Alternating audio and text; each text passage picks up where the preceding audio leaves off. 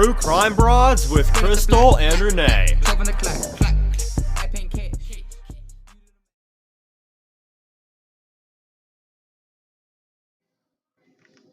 Like this show and want to make your own? Let me tell you about Anchor. It's free. There's creation tools that allow you to record and edit your podcast right from your phone or computer. Now you can even add any song from Spotify directly to your episodes. The possibilities are endless for what you can create, whether it's music analysis, your own radio show, or something the world's never heard before.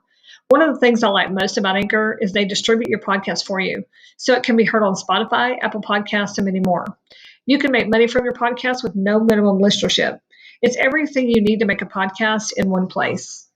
Download the free Anchor app or go to anchor.fm to get started today. So we are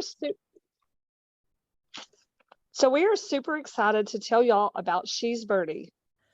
It's a personal safety alarm made for women by women. Yeah, they're colorful alarms. They have 130 decibels alarm and a flashing strobe light that's designed to deter any attack. And these would make a great gift for everyone, whoever that important woman is in your life. I would highly recommend getting one of these. And you can also use our discount code. Oh, absolutely. The best news is we're going to help y'all get a discount. Well, there's 5 colors to choose from, and She's Birdies will give you 15% off. They're partnering with organizations that support women's safety. So they're letting us offer our listeners 15% off. All you have to do is you enter True Crime Broads 15. So it's True Crime Broads spelled out 15 at checkout, and you'll get the discount. Yep. Just go to www.shesbirdie.com when checking out.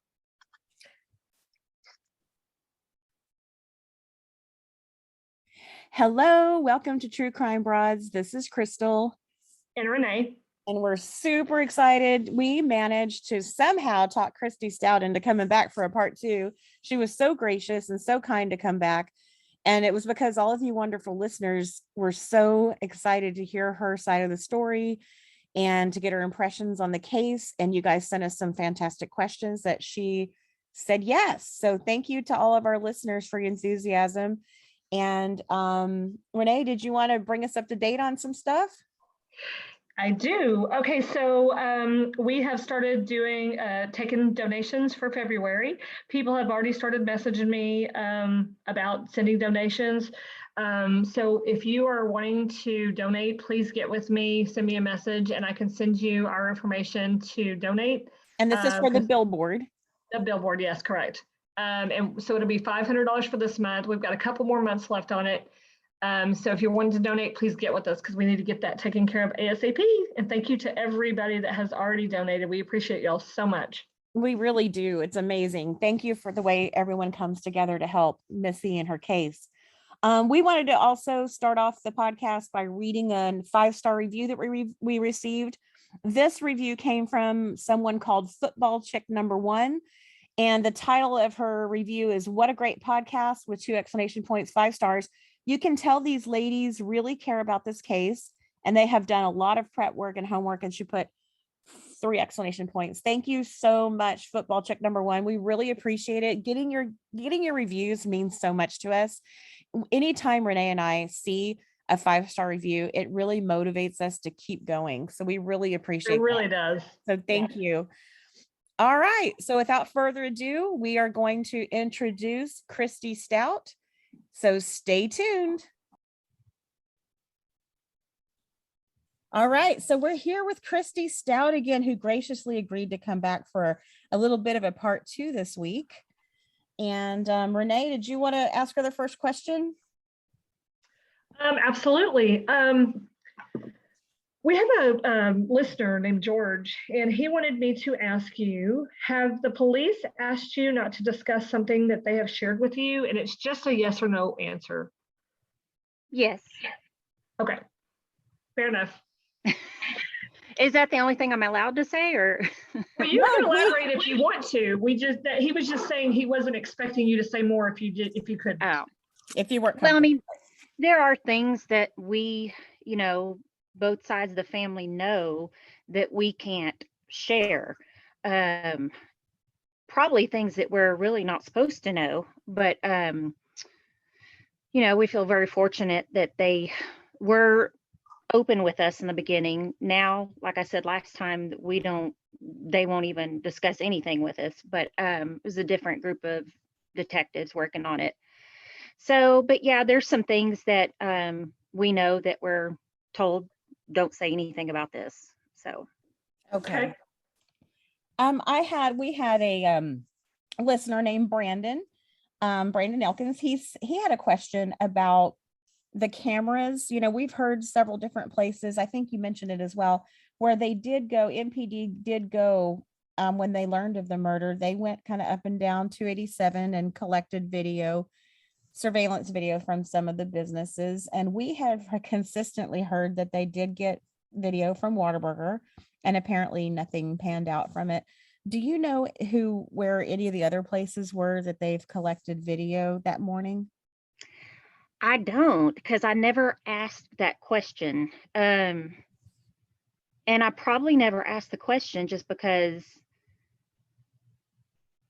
I don't know. I just never, you know, I got caught up in the SWFA, Right. and, you know, the buildings closest to it, like the Whataburger. But anything else, you know, it could just be any other car passing. So Okay. I don't know how you would tell Right. that far away from the church, you know, how it would be related, especially if there was no video going on in the parking lot of the church.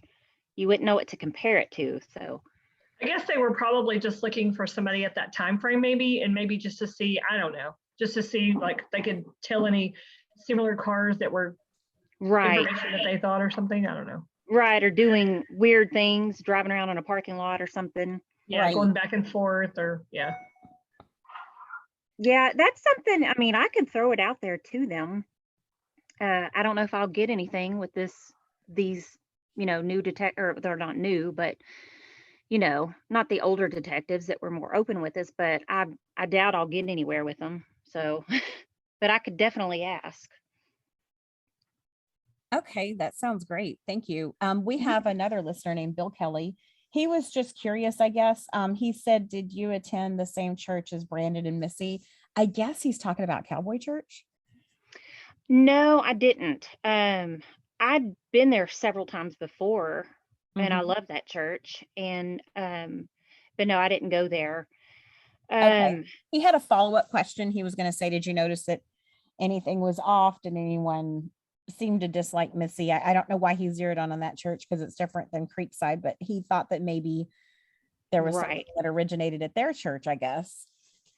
Not to my knowledge. I never, even after all of this, heard anybody, you know, Brandon or anybody mention anybody that went to that church have any weird, you know, feelings towards Missy. I never heard that. And he kind of had another follow-up question. He said, were you able to ask all the questions that you wanted to of Missy's Camp Gladiator participants and her friends and coworkers? Did you feel like you had ample opportunity to do that? Yes. Okay, great. Yeah, in the beginning. You mean from ask the police this or reach out? No, I think he meant, were you able to talk to her friends and associates through Camp Gladiator to satisfy maybe some things that you were wondering about? You know, I never reached out to any of those people. I didn't know them. And honestly, I never felt like there was any connection to and I know that sounds weird. A lot of people would be like, well, how could you miss that? But in my bones, I just never felt like this had anything to do with Camp Gladiator itself. So that thought never came across my mind to, you know, dive into these people. It didn't. And there's other people that I want to dive into, but they're not Gladiator involved. Right. So. Right. One of our listeners, Brandon, also wanted to ask you, how tall was the person that committed suicide, if you know?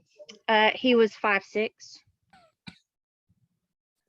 So Okay. we had looked that up before. I remember that a long time ago when we first learned about that.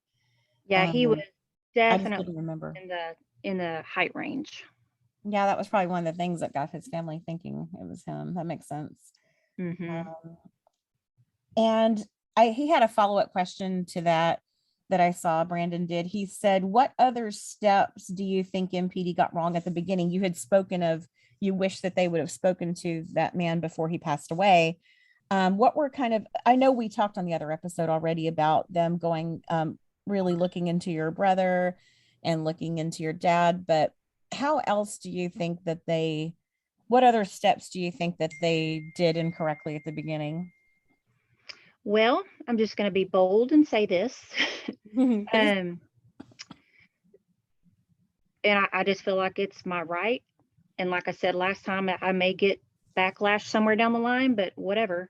Early on, like the first day or two, they had a Texas Ranger appear from Austin, helping them. And I guess, cases like this, the Texas Rangers are always willing to help. But from my understanding, the way that works is that whatever police department is in on the case, they have to basically give permission, like, yes, you can join this case, or no, we don't want your help, kind of thing. And from my understanding, I think the way that, now I could be wrong, but when the Texas Rangers get involved, I mean, they go all in. Mm-hmm. I don't know if it's a either or situation, like, hey, it's a Texas Rangers thing, we're on it now, or is it a dual effort by both, Midlothian and Texas Rangers? Mhm. But Midlothian did not want the Texas Rangers doing anything more than answering the phone line, that Crime Stopper phone line, where people would call in with tips and this Mhm. and that. They had one man up here from Austin, and after like 2 days, he called his boss and was like, that's all they're letting me do is man the phones. And his boss said, no, come on back. And, Wow. it's not worth his time to sit there and answer a phone in a murder. Right. I mean, they've got people to do that. Right. So that's problem number one that none of us are happy about. I mean, you've just been offered the freaking Texas Rangers help. Yep. And I think everybody knows by now, any help would have been beneficial. So that was one thing that they got wrong, I feel like, in the beginning. I've heard someone say that they shut down or opened back up I don't know what you call that. Well, not the crime scene, but the church. They closed it off or opened it back up or whatever to their investigation, closed it down or whatever, too soon. So like I don't know how long they held that as a crime scene for investigation, but they ended it too They soon. cleared the scene. Yes, thank you. Yeah. I couldn't think of what I was trying to say. They cleared the scene way too early. I've heard that. It's funny you would say that. That was on our list of questions. So please go ahead. Yep. Well, all I was going to say is, I'm not an expert in this by any means, but there was just nothing, or they just thought they got it all. I don't know, but they did clear it pretty fast. I mean, it wasn't even a full day. So I think it was 7 hours, if I remember correctly. What do you remember, Crystal? No, but that sounds right. I just remember pretty much everybody we've ever talked to has said they thought they cleared it too soon. Yeah. Right. And I agree. Yeah.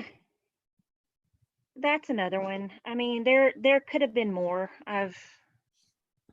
steps that they've done wrong. I don't think they really I think they did too much behind the desk.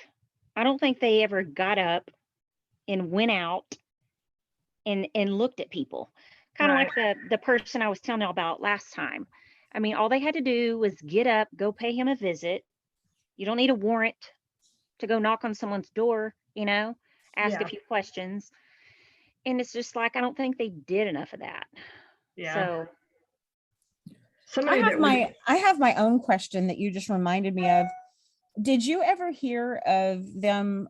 I think the answer is no, but did you hear of MPD putting together a task force?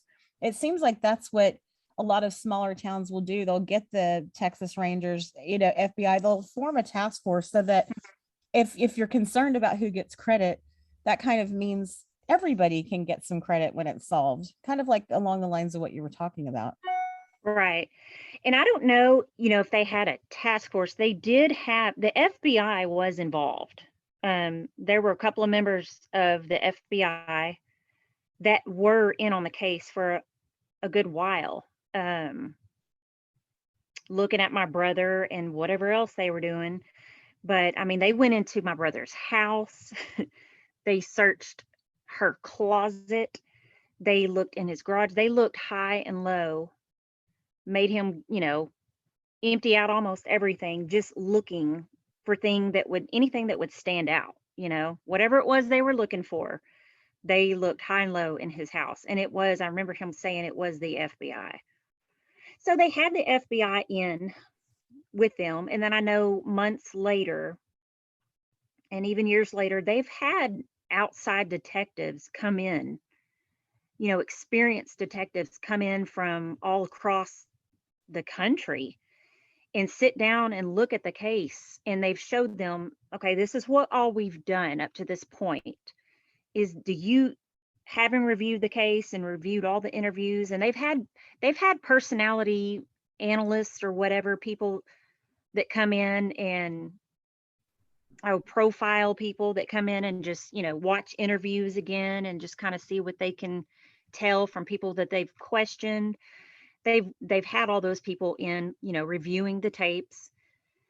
So they've had multiple sets of eyes on it, but it was after the fact. And I think it should have been on early on. I think people like the Texas Rangers really would have been beneficial if they would have stayed involved for just longer than 24 hours. We couldn't agree more. Yes, that is so true. Another question that one of our listeners had, give me a second, I have to get to it. It was Kathleen. She wanted to ask, do you think that the sender of the creepy LinkedIn message is connected to the murder? I mean, that's hard to say. That's anybody's guess. To me, I mean, I couldn't tell you one way or the other. I don't put much stock in it, only because I sure wish I knew what the creepy message was. I mean, I think that would help me answer the question better. I never, when they said she showed her friend this creepy message that she got. I don't know who that friend was. And I sure would like to know who that was, because I would like to ask them, what did it say? Because to me, that would help me decide one way or the other. Like, what does that mean? I mean, there's weird people out there everywhere. Right. So yeah. So did it just say something silly, or did it say something truly creepy, what we're really calling creepy, or was it just a stupid message, Yeah.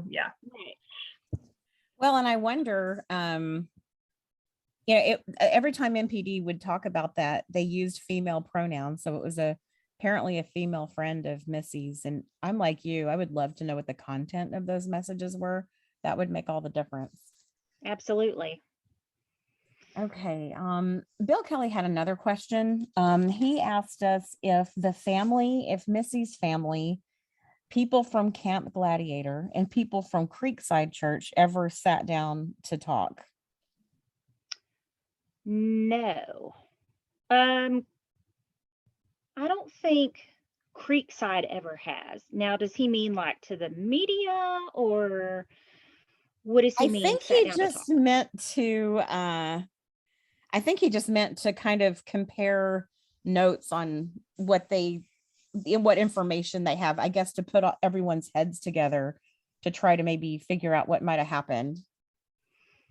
Not to my knowledge, no. Okay. I didn't think so either, but I thought it was an interesting question. Let's see here. Do you have any more questions, Renee? Yeah, I do. Okay, this one is from Bill Kelly again. Do you believe that the killer is someone that you have met either before or after the murder? I have a feeling it was nobody that I personally knew. And if it was, that would be, I don't know what I'd think about that. Very haunting. Yeah, truly. Very haunting. But yeah, I don't think it's anybody that I've ever known personally. Okay. Yeah, that makes sense. Yeah. Okay, so I'm going to ask you one for myself. Sure. I had originally planned to have a picture of the layout of the church, but I couldn't seem to find a clear one, and I guess it doesn't matter, but maybe we can get one put up and then let people kind of listen to this and maybe figure it out by looking at the layout. But anyway, to the best of your knowledge, can you tell us kind of where her body was found? Because when you talked to us on our last podcast and you were telling us how she went in, we were always under the impression that she walked through the door and she was killed instantly. Or, No. So when you were explaining, she went over and turned off, kind of go through that again with us. And then if you can explain, to the best of your ability, where she was found. She pulled up underneath that awning and was getting her stuff out of the truck. And of course, that camera that's inside right there as you enter, there's one in the corner. Mhm. That's the camera that you see her as they turn that corner and they kind of look away from the camera. And that's where we Yes. see the biggest outward turn of the right foot. That's the camera that picked up her headlights pulling in. So that's how they know what time she pulled up. So she entered those doors, and I think I was told that she was carrying a white fold-up table because it was, I guess, the beginning of the month where people sign up and Mhm. whatever. So she had, more stuff to carry. So she's carrying a white fold-up table, and as soon as she walked in, she looked to the right, down the hallway down to the right, and they said you could tell she saw something down there because she kind of kept looking like, huh. And then she, continued on straight ahead, and there's a room on the left. I don't know what room it was, but she turned the lights on, and then she kept walking. And I think the next one was the sanctuary, which is on the right because it's in the middle of the building. She turned the lights on in there. And then she kept going. And then whatever room she got to next on the left is when she heard something, because they said she stopped and she kind of hesitated. And then she slowly started walking very cautiously down the hallway. Mhm. And it was that very last room on the left, right when she walked in. So she was going inside rooms and turning lights on inside the rooms? Yes. Okay, and then that's when she flicked that light on. So it was room on the left, the sanctuary on the right, and then a room on the left. And so at this point, is she at the other end of the hall, like the complete corner? Or is she halfway through, or how far? I'm guessing probably halfway through, because I don't know the exact how many rooms are on the left before you get to the end, or I don't even know how many rooms are on the left. I just remember them saying, turn one light on the left, walk a little further, turn the sanctuary light on the right. And I've been inside that church, so I kind of know the layout. I just don't know room for room how many rooms are down each hallway. Right. But then it was probably like the second room on the left is when she heard something. Okay. But proceeded. Was that, do you know, Kristi, if that was something she normally did, was flip on all those lights in those rooms? I have no idea. Yeah. The police had asked us, I remember them discussing, that she would make, somebody somewhere said she would make, because they, of course, they didn't always work out inside, but she would go in there and just kind of make it available for anybody that had to go in and use the restroom. And so maybe she, because they were going to work out inside, that would just be the most common thing to do. Let me just turn on all the lights here. And Right. That makes sense. yeah. And so she stopped at this, the very last room on the left, and that's when she heard something. No, she heard something like halfway down the hall. Okay. Where she was found was the last room on the left. Oh, I see. So she made it all the way down to the end of the hall, because that's what you said. Like, okay, so she goes all the way down to the end, and what is she down there to do? It turn on another light? Yes. Oh, okay. So that's actually where the light is. So then she's walking back. No, she didn't walk back. She didn't make it back. Okay. That's where they found her. Okay. So she gets down to the end of the hall. I'm trying to make sure I understand this correctly. She gets down to the other end of the hall after she turns on 3 light switches. She gets to the end. So she must be turning on another light switch down there. And then she hears something again. That I don't know, because they can't see her at that point. Oh. They just know that that's where she was found. But that's why the attack was never caught on tape, or the person leaving was never caught, because the cameras cannot pick up that far down. They can't pick up any kind of movement or change in pixelation down that far. So I wonder why there's no cameras down there, because there's another door down there, right? There is another door, but they had cameras. So from what I remember, Kevin Johnson, he drew it out for me. That one in the corner, upper left corner, when you walk in from the awning, that's one corner. And the camera, I guess it turns, or maybe it's at one camera. I don't know what kind of camera, but it could pick up from the right, or it can pick up straight ahead. So it covers 2 hallways. And then the other one in the opposite corner, caddy corner or diagonal, that one did the same thing. So it would cover that hallway and then the other one. Okay. So I just, they probably, and now it's all after the fact, but unfortunately nobody realizes these things until something like this happens, in terms of quality of cameras. Right. Exactly. That's very important, but no one thinks of this stuff until, tragedies happen. But, I bet they have a better camera system now. Would be my guess. Wow. Because my question would be, so this camera didn't get it at the end of the hallway. Well, what about the other one? Yeah, exactly. Diagonal. How come it didn't pick up that person leaving? Yeah.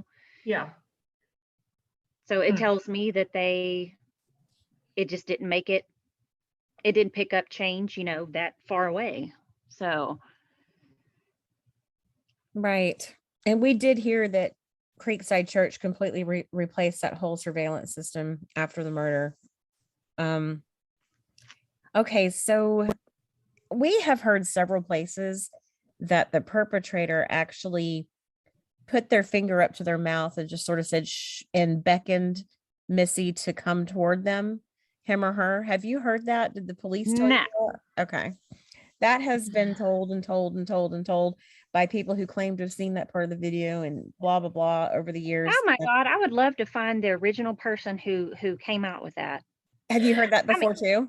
I've never heard it, but I'm like, where do people get this stuff? Yeah, we have heard it from multiple sources, none of them connected, and it's the same story every time. So we were like, maybe it's true. We were thinking there must be something to that, and maybe that's what Missy was seeing when she went down the hall. But of course, we can't confirm that. But we've had people who claim to have seen the video and say that, and these people don't know one another. So, it just kind of made us wonder if perhaps that was true.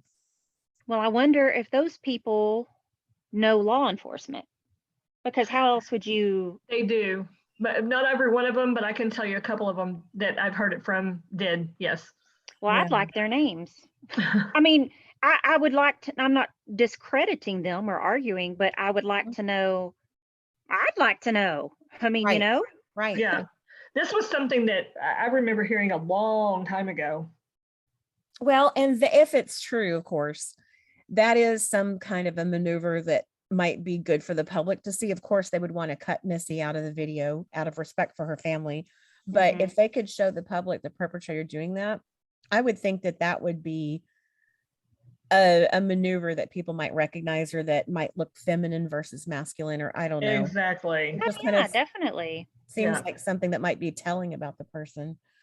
I remember the police asking us, you know, they were kind of brainstorming and wondering, because I think anybody would, if you would sit there and go into a building at the wee hours of the morning by yourself and you walk into what looks like it had been broken into, my first inclination would be get the heck out of there. I don't think I could get out of there fast enough. Exactly. Right. You know, and so they asked us, you know, because they're trying to piece together Missy's personality, you know, Mhm. what her demeanor, you know, because to what was it that made her keep going, you know? And they asked us, do you think she would try to be the hero and confront somebody, you know? I was like, well, that's a possibility. I mean, she was pretty bold. Missy had, I mean, she didn't hold back if she didn't agree with somebody. Yeah. So she'd let you know and she'll question you. So that was a possibility. And then they also asked, or one of their thoughts was, well, you know, we also thought that it could have been someone down there, you know, in that room or whatever going, Missy, Yeah. hey, Missy, you know, Yeah. and she hears them, but she's scared, but yet, well, oh, somebody knows me. They're saying my name, so maybe I Right. should go down there, you know. Right. So they kind of threw that at us, like, what do y'all think? But I thought that second one sounded a little far-fetched. But Yeah. Well, what exactly damage did they see? Because from what we understand, none of the damage was visible to anybody walking into the church from the awning, under the awning. So what exactly would she have seen? Because from what I'm understanding of the damage that was done to the church, it was all done to the other end, right? I don't know. Everybody talks about there was broken glass. There was broken glass. Mhm. When I remember them saying that when she looked to the right down the hallway, she saw broken glass. Now, in my head, and I could be wrong, I always thought, well, maybe it was the glass that you see that person breaking out in that last part of the video, you know, with Yeah. the hammer. Mhm. I thought, well, maybe that's what she saw. She saw that glass on the ground and that Mhm. door. But I don't know. They just said what she saw was broken glass. So, The police said that? yes. I wonder how they know the glass was already broken, because we've heard from people who've gone to that church for many years and they're close to elders, said that one of those glass tables was upset in the struggle and the glass shattered, and they said that they replaced the church, Creekside Church replaced it pretty quickly. The man who told us this said he was amazed at how fast they got that replaced, but that was a result of, apparently, unfortunately, the attack. Oh, I didn't hear that. Where was the glass table at? Kind There's of towards two, the front. yeah, there's two of those glass console tables, and Mhm. this would have been the one up toward the front.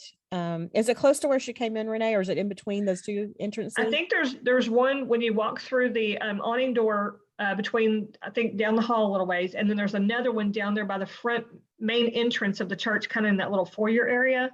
And Mhm. that's the one that we understood that got broken. And you can see it on the church video, in the I think I've surveillance seen video. one. Yeah. Yeah. Yeah, I don't know. Because I'm interested. That's interesting that the police said that she would have seen glass, because we had always heard that the glass breaking.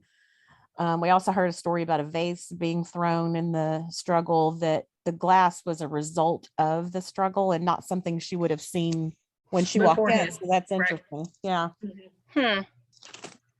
Yeah, because I don't know of anywhere that any glass was broken that would have been up that direction. In my mind, and we only know this because we went to the church and walked around the church so we could get familiar with it and understand everything. Everywhere that the perp broke in, and even that area where they broke the glass in that one part, it's I can't remember the exact location, but it's not someplace that you just walk down the hall and see it. It's kind of in a I can't remember. Crystal, do you remember? It's like in an area where it's not just walking down the hall. Are you talking about the table? No, the area where at the very end of the video, whenever they walk out of the one room and they go across and they're just breaking glass and it starts, you can Yes. see it on the video fall on the floor. I Yes, I'm don't sorry. think that that's visible from the entrance to the awning. Yeah, I don't think so either, but I couldn't totally prove it because I do get mixed up about the locations in the church. Right. Yeah, I don't know. I mean, I wish I would have, which I would have been stopped immediately, taken a picture of this huge marker board that they had drawn out, of the crime scene with every single little detail. Right. I mean, like where broken glass was, where they entered, how many minutes or time they entered this room, how long they were in that room, every little detail Mm-hmm. That would have was, been helpful. Well, you yeah, probably didn't think always you would need think- it. Everyone thought it would be exactly. solved, Yeah. really soon. So That's what I'm Right. saying. We don't ever think we're going to need that stuff, so we don't think about it until later. exactly. That's crazy. Okay. well, we do have another question. And if any of these are sensitive, please just skip over and we'll totally understand. But did MPD tell you that Missy was shot? I can't say how she was killed Okay. at all. Okay.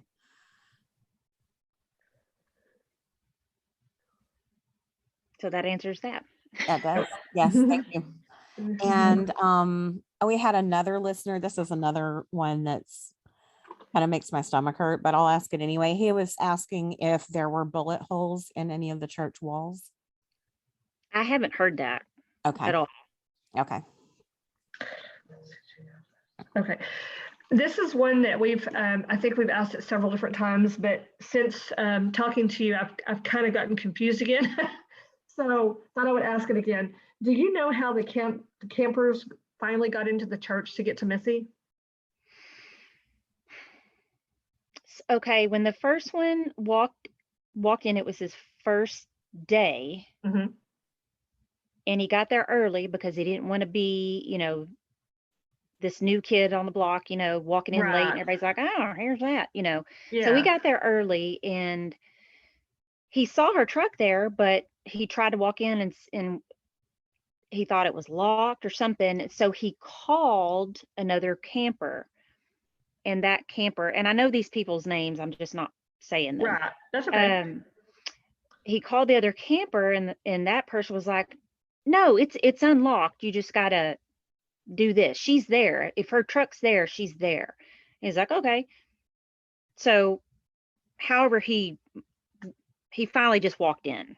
So he was actually the one that walked in and discovered everything. I can't even imagine. That's just unbelievable. Was And he he- by himself at that point? Was he Yes. alone? Okay.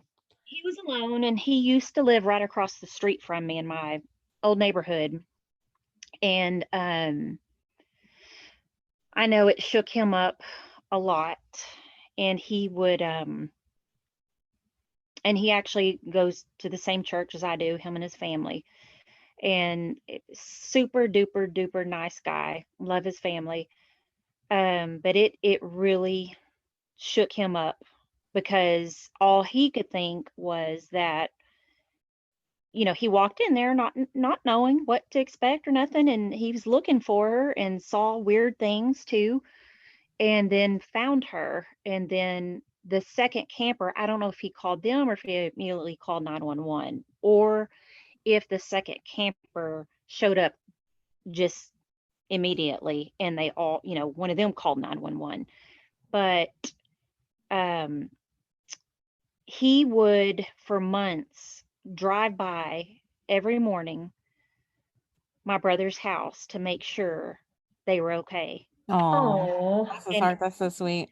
never told anybody this, but he was so worried that he would drive by there every day just to make sure they were okay.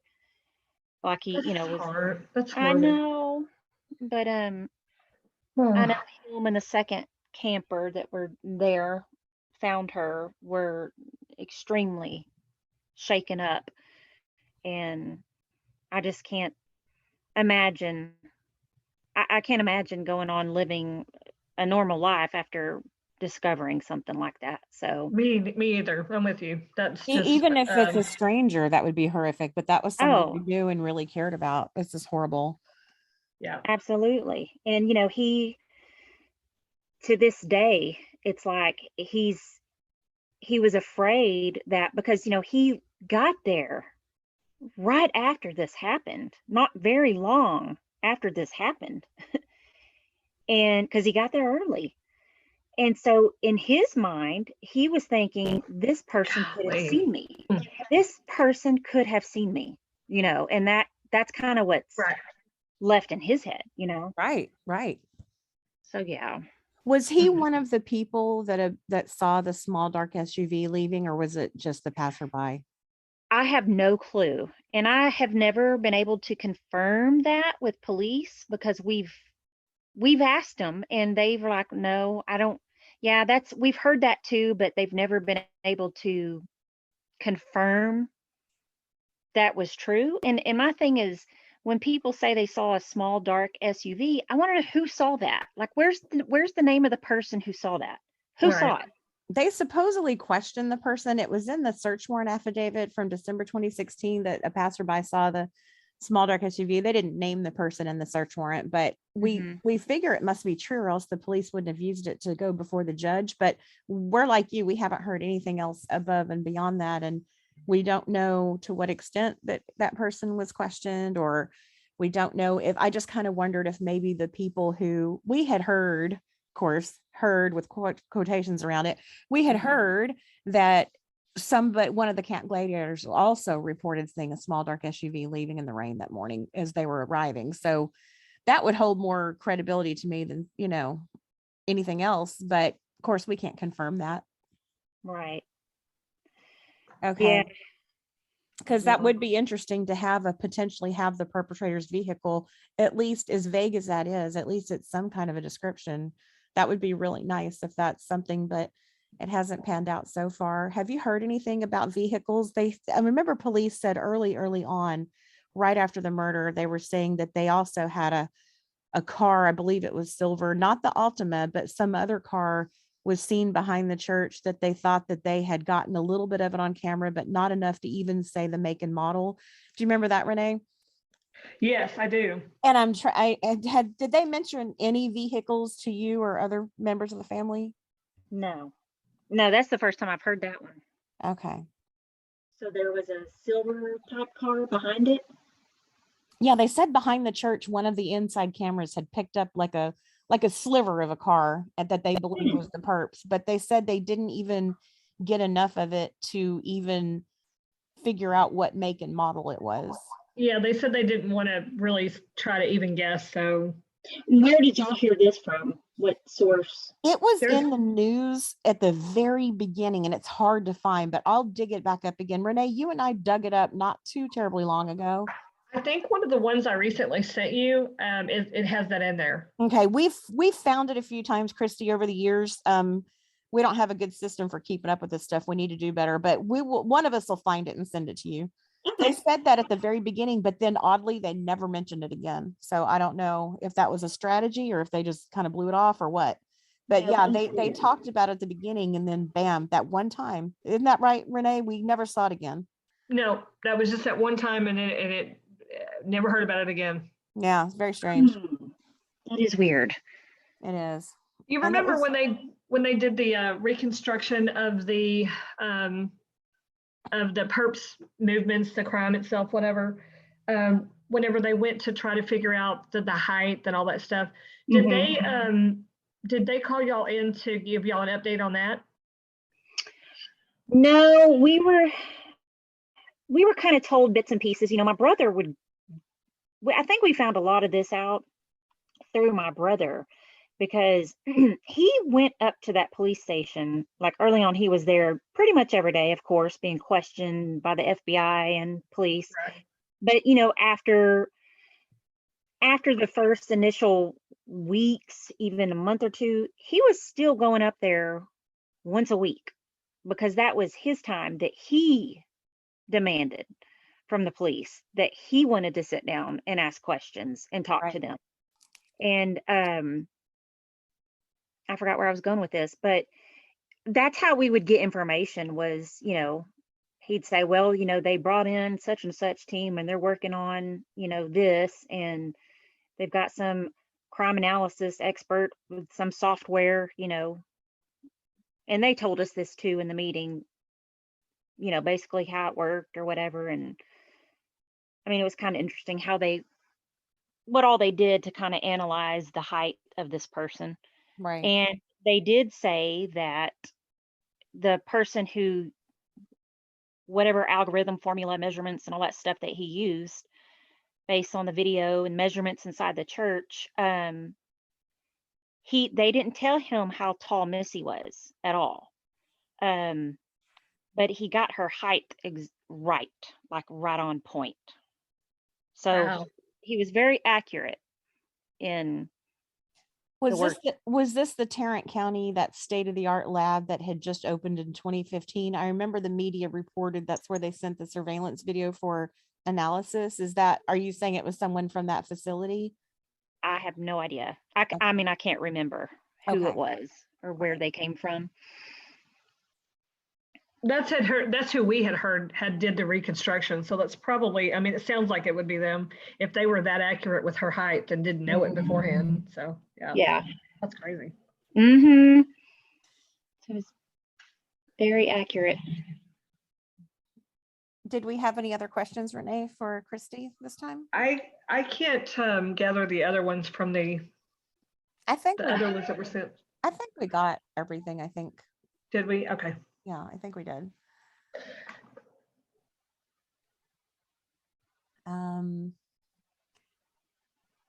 Anything else, Renee? I think I'm out of questions. I'm going through my notes. Yeah, I think I've asked all the ones that everybody asked that I knew of. Oh, I do have one more from Dale Nobles. I almost forgot about this when I was saving it for the end. Dale asked if anyone, Kristi, you or anyone else in the family, have you guys gotten any creepy messages from unbalanced people? Like, unfortunately, it sounds like Missy did before she was murdered. No, we never got anything creepy. Cold-blooded and angry, yes. That's but horrible. No, nothing creepy. Okay. Nothing that caused you for concern. No, I mean, I'll tell you, if I ever did, I'll turn into Liam Neeson and I will find you. Right. We know he can find somebody. Yeah, I will find you and I'll take care of business. Right. Exactly. Don't mess with me. Exactly. Right. Well, we can't thank you enough for coming back. You were our most popular episode ever, I think, because we had so many people saying, wow, that was really good. And, people had follow-up questions. So we just thought we would ask if you'd mind coming back for kind of a little bit of a part two, because people really, really enjoyed hearing from you, and people care about Missy in the case. And it's nice to, as many experts as we've had on, it's so nice to talk to someone who knows a lot about the case, but also cared deeply for Missy, and that's really special, and we appreciated having that. Renee, did you want to ask anything else? You had you want to? No, okay. I think I've asked everything. I want to follow up with you afterwards, but no, that's it.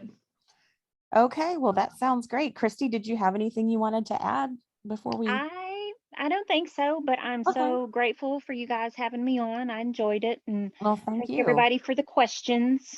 Yes, thank you. You were a very popular guest, and we just thank you so much. And if you think of anything going forward, I'm happy that you're in our discussion group, and we can all just chat there. And all right, well, thanks again, Kristi. We hope you have a great evening. All right, thank you. You guys too. Okay, we're popping back on because I thought of a question I meant to ask while we were on the air. And Kristi, when Renee and I had noticed when there was the 5-year anniversary, law enforcement MPD said that they had investigators that had traveled across the state of Texas and had traveled to other states to talk to witnesses. Was your family told about this? And does that make sense to you? We were just rather surprised to hear that. I knew that they had people brought in from all over the country looking at this. Now I didn't know that they said they were questioning people across the country. So that's Right. news to me. Right. Yeah, I hadn't heard Okay, that. that was the statement that MPD came out with. Was that the 5-year anniversary, Renee, I believe, last year? They Yes. said that they had traveled across Texas to speak to witnesses and had actually traveled to other states to speak to witnesses. And we were just like, whoa, Huh. Okay. Well, thank you for answering that. Sure. I just thought I would give that a shot. All right. Thanks everybody for tuning into True Crime Broads. We'll see you next time.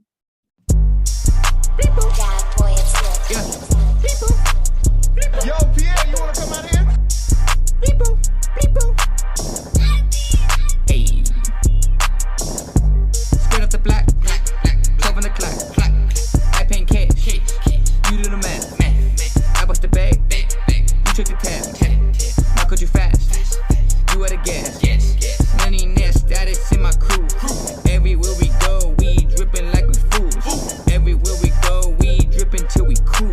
Dripping in the summer shade. People do not know shade. Ayy. Margiela on my shoes. Mason Margiela, and I walk around like shoo. Ayy. Yeah. You do the math.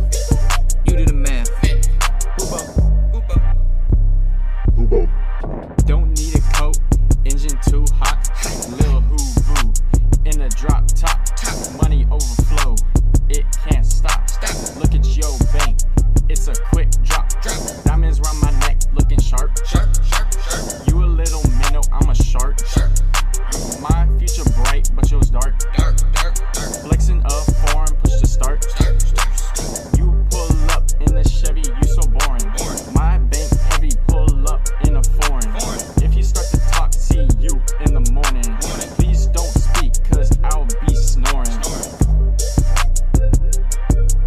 Oh no, Bleepo's back. Skirt off the block, 12 on the clock. I paint cash, you do the math. I bust the bag, you take the tab. My could you fast? You at a gas. Skirt off the block, 12 on the clock. I paint cash, you do the math. I bust the bag, you take the tab. My could you fast? You at a gas.